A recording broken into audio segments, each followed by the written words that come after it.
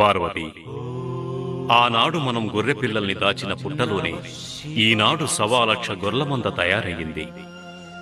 అందులో ఉన్న ఒక గొర్రె కడుపులో మల్లయ్య దించిన నాగలి దిగింది. దాని ప్రతిఫలమే జరుగుతున్న ఈ కల్లోలం.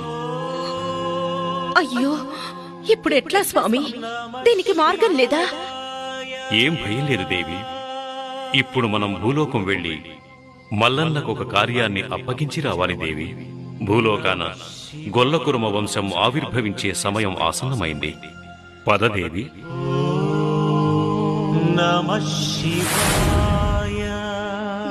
పార్వతి, ఆనాడు మనం గొర్రె పిల్లల్ని దాచిన పుట్టలోనే ఈనాడు 1,15,00,000 గొర్లమంద తయారయ్యింది. అందులో ఉన్న ఒక గొర్రె కడుపులో మల్లయ్య దించిన నాగలి దిగింది. దాని ప్రతిఫలమే జరుగుతున్న ఈ కల్లోలం.